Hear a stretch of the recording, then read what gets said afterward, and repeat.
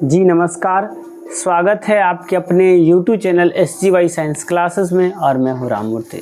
दोस्तों, जैसा कि आपको पता है कि हम लोग आधुनिक इतिहास के एक सीरीज़ पर काम कर रहे हैं और इसमें जो अपना टॉपिक अभी चल रहा है वो टॉपिक नंबर 11 है, भारतीय राष्ट्रीय कांग्रेस।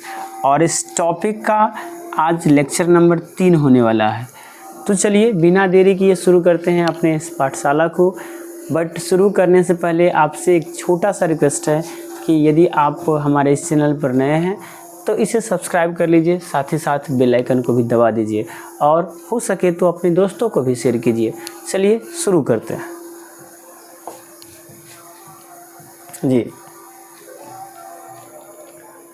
यहाँ प्रश्न कहता है कि भारतीय राष्ट्रीय कांग्रेस के पहले मुस्लिम अध्यक्ष कौन थे।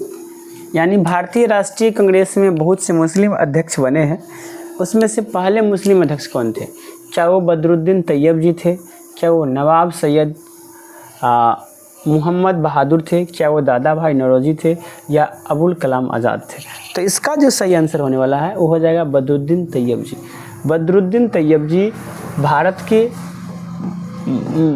तैयब जी प्रथम मुस्लिम अध्यक्ष बने थे। किसके?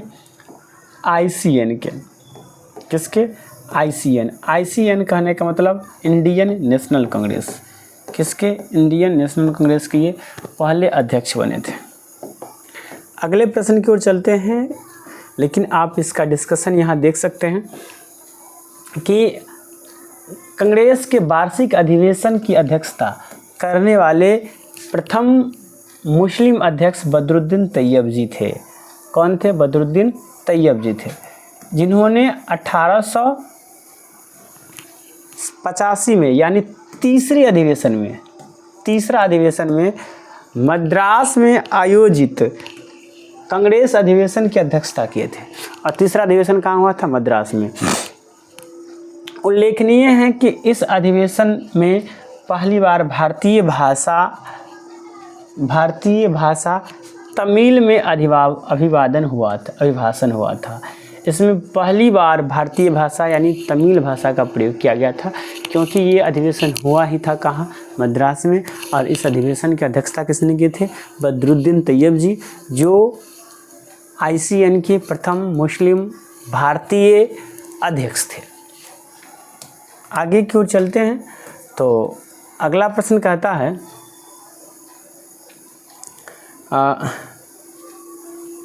भारतीय राष्ट्रीय कांग्रेस द्वारा संविधान सभा की मांग को 1926 में इनमें से डैश में आयोजित अधिवेशन में प्रस्तावित किया गया था।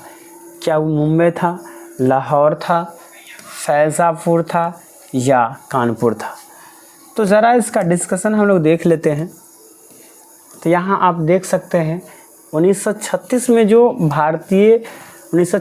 भारतीय राष्ट्रीय कांग्रेस द्वारा संविधान सभा के गठन की मांग फैज़ापुर में आयोजित अधिवेशन में किया गया था। यह फैज़ापुर जो है यह एक गांव का नाम है और ये गांव कहाँ है? महाराष्ट्र में। कहाँ है ये गांव? महाराष्ट्र में। एक बात ये भी याद रखने वाली बात है कि ये पहला अधिवेशन है जो किसी गांव के नाम पर हुआ है।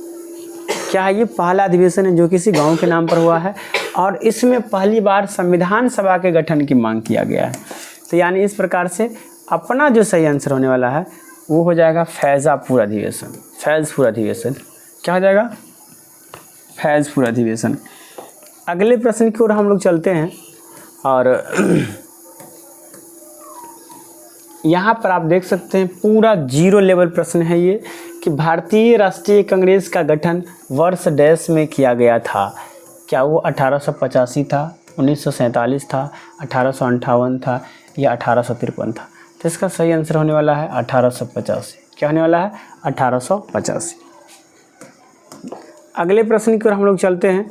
तो यहाँ पर देखिए जो बात मैंने कहा है वही बात यहाँ पर स्पष्ट रूप से लिखा गया है कि जो भारतीय राष्ट्रीय कांग्रेस की जो स्थापना है वो गठन 28 दिसंबर 1885 को तत्कालीन गवर्नर जनरल लॉर्ड डफरिन कब से कब तक रहे थे? 1884 से 1888 के बीच किस समय में हुआ था? यानी जिस समय में भारतीय राष्ट्रीय कांग्रेस का स्थापना हुआ था उस समय भारत का वायसराय कौन था? भारत का गवर्नर कौन था? गवर्नर जनरल था लॉर्ड डफरिन। कौन था? Lord Dufferin. और लॉर्ड डफरिन का शासनकाल था 1884 से 1888 के बीच। फिर से वही प्रश्न कि भारतीय राष्ट्रीय कांग्रेस का गठन किस वर्ष किया गया था? तो ये हो जाएगा 1885, यानी सी इज़ द राइट आंसर। अगले प्रश्न को जब हम लोग चलते हैं तो यहाँ पर कहता है कि भारतीय राष्ट्रीय कांग्रेस की पहली बैठक कहाँ आयोजित की गई थी? क्या वो कलकत्ता में, मद्रास में, दिल्ली में या बॉम्बे में? तो ये बॉम्बे सही आंसर हो जाएगा ना। दिसंबर 1885 में, कब? दिसंबर 1885 में, जिसकी अध्यक्षता एओ हिम ने किया था, में ये क्या हो गया था? आयोजित किया गया था ना। यहाँ पर आप देख सकते हैं कि भारतीय राष्ट्रीय कांग्रेस का पहला अधिवेशन 28 दिसंबर 1885 को बॉम्बे स्थित गोकुलदास तेजपाल संस्कृत महाविद्यालय में आयोजित किया गया था। स्थान भी याद रखेंगे, गोकुलदास तेजपाल संस्कृत महाविद्यालय। क्या? गोकुलदास तेजपाल संस्कृत महाविद्यालय।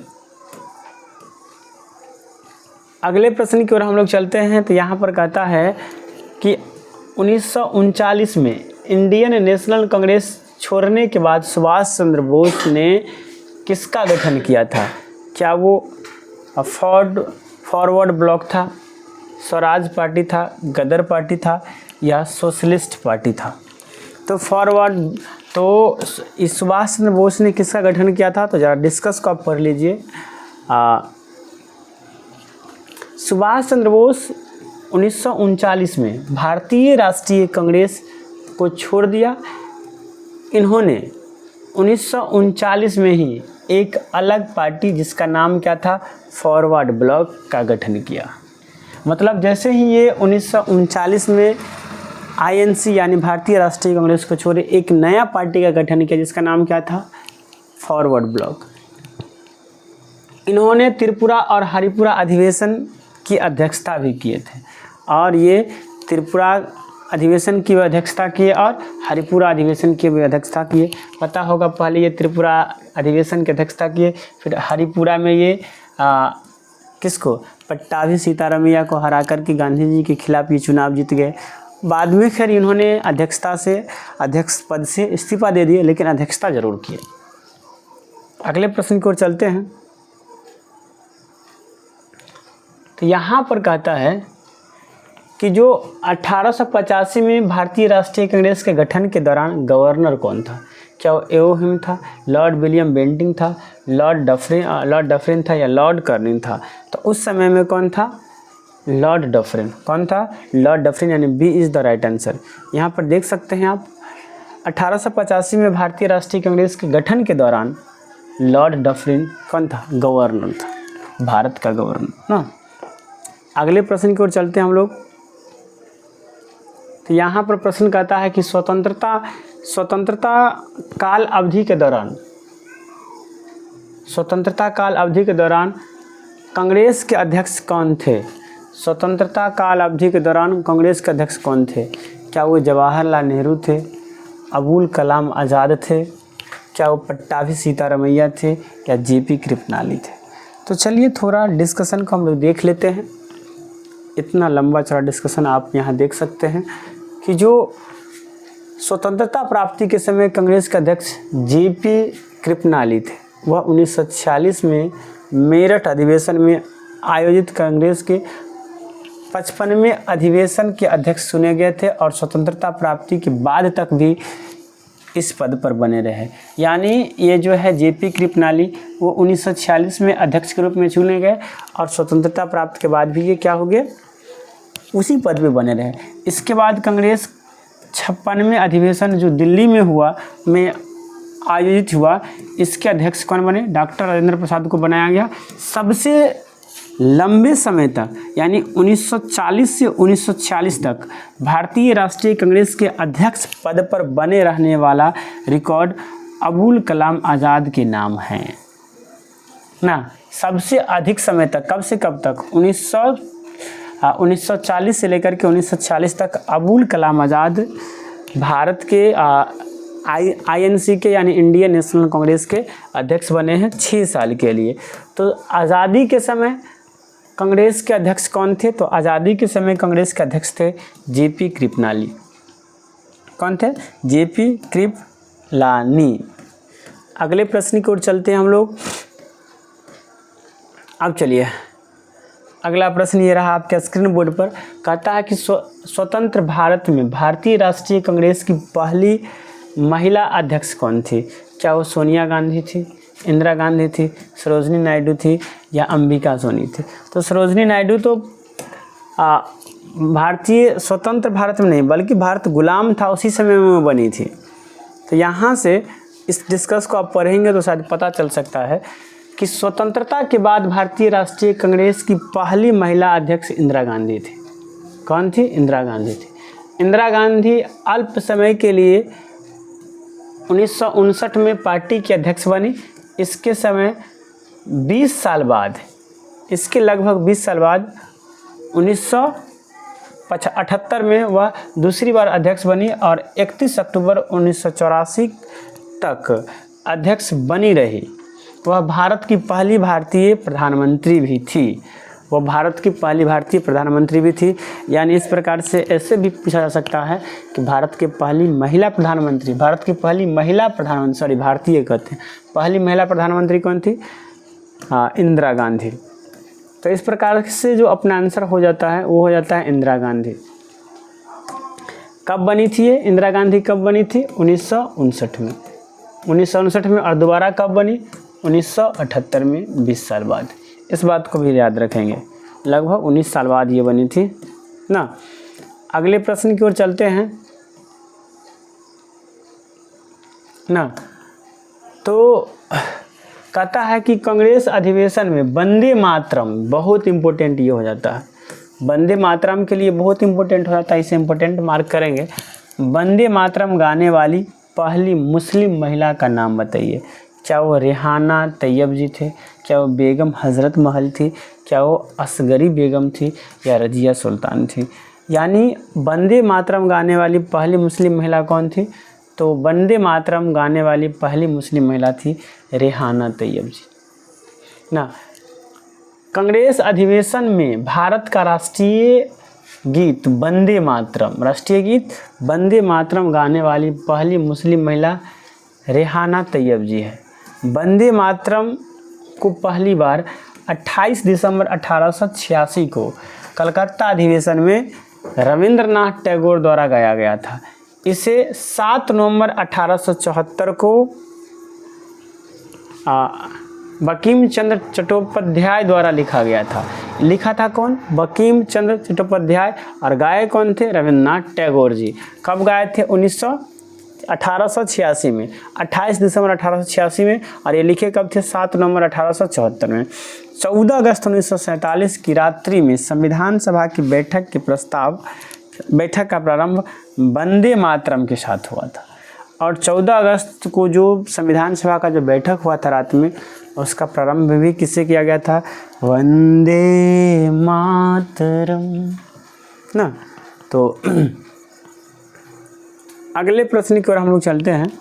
और अगला प्रश्न कहता है कि ताप्ती नदी के किनारे आयोजित सूरत अधिवेशन में भारतीय राष्ट्रीय कांग्रेस के 2 दलों में विभाज्य किस वर्ष हुआ था? तो वो हुआ था 1916 था, 1909 था, 1919 था या 1907 था? आप कमेंट करके बतलाएंगे। यहाँ पर आप देख सकते हैं कि सूरत में जो ताप्ती नदी के किनारे जो अधिवेशन हुआ था वो 1907 में हुआ था। और इसमें भारतीय राष्ट्रीय कांग्रेस 2 भागों में टूट गया था, गरम दल और नरम दल में। और 1907 में अध्यक्षता किसने किया था? रास बिहारी घोष ने। किसने किया था? रास बिहारी घोष में 1907 में भारतीय राष्ट्रीय कांग्रेस की अध्यक्षता किए थे। तो इस प्रकार से जो अपना सही आंसर हो जाता है वो हो जाता है 1907। क्या हो जाता है? 1907, यानी D is the right answer. अगले प्रश्न की ओर चलते हैं। तो यहाँ पर पूरा स्पष्ट यहाँ पर तो ये प्रश्न शायद रिपीट ही हो गया। तो 1907 में कांग्रेस के नेतृत्व में कौन सा सत्र में चरम दल और गरम दल का विभाजन हुआ था? तो वो था सूरत अधिवेशन, सूरत सत्र ना, सी हो जाएगा सही आंसर, जिसके रास बिहारी घोष अध्यक्षता किए थे ना। आगे की ओर चलते हैं। कहता है कि भारतीय राष्ट्रीय कांग्रेस के प्रथम मुस्लिम अध्यक्ष कौन थे? तो ये अभी जस्ट हमने बताया था, पहला प्रश्न ही था बदरुद्दीन तैयब जी, यानी D is the right answer. कल के लेक्चर का ये पहला प्रश्न था, ये लेक्चर नंबर 2 का। यहाँ आप देख सकते हैं कि कुछ यहाँ पर अधिवेशन के ईस्वी है, स्थान है, और उनके जो अध्यक्ष है उनका नाम है। जैसे कि 1885 में बम्बई में अधिवेशन हुआ था, इनके अध्यक्ष कौन थे? वोमेश चंद्र बनर्जी थे, और ये प्रथम अध्यक्ष थे। इसके बाद 1886 में दूसरी बार अधिवेशन हुआ, कहाँ हुआ था? कोलकाता में। इनकी अध्यक्षता किसने किया था? दादा भाई नौरोजी ने, और ये प्रथम पारसी अध्यक्ष थे, ये पारसी थे। कौन थे ये? पारसी थे। 1887 में तीसरा अधिवेशन कहाँ हुआ था? मद्रास में हुआ था, और फिर से कौन बने थे? बदरुद्दीन तैयब जी। तीसरा अधिवेशन 1887 में बदरुद्दीन तैयब जी ये प्रथम मुस्लिम अध्यक्ष थे। और 1888 में इलाहाबाद में जो अधिवेशन हुआ था, इस अधिवेशन में जॉर्ज यूलो जो प्रथम अंग्रेज अध्यक्ष थे। कौन थे प्रथम? अंग्रेज अध्यक्ष थे। पहला वोमेश चंद्र बनर्जी, दूसरा दादा भाई नौरोजी, तीसरा बदरुद्दीन तैयब जी, और चौथा जॉर्ज यूलो जो प्रथम अंग्रेज क्या थे? अध्यक्ष थे। अगले प्रश्न की ओर चलते हैं। तो अगला प्रश्न कहता है कि भारतीय राष्ट्रीय कांग्रेस की प्रथम अध्यक्ष का नाम क्या था? तो भारतीय राष्ट्रीय कांग्रेस के प्रथम अध्यक्ष कौन थे? वोमेश चंद्र बनर्जी, जिसे शॉर्ट में WC बनर्जी भी कहा जाता है। WC बनर्जी भी शॉर्ट में इसे कहा जाता है ना, वोमेश चंद्र बनर्जी, यानी B is the right answer. अगले प्रश्न की ओर चलते हैं हम लोग। अगला प्रश्न कहता है,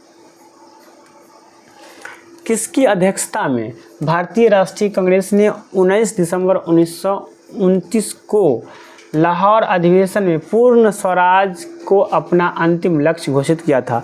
तो वो क्या हो जाएगा? जवाहरलाल नेहरू की अध्यक्षता में ना, जवाहरलाल नेहरू की अध्यक्षता में ही पूर्ण स्वराज को अपना अंतिम लक्ष्य माना गया था। और ये इसी के उपलक्ष्य पर 26 जनवरी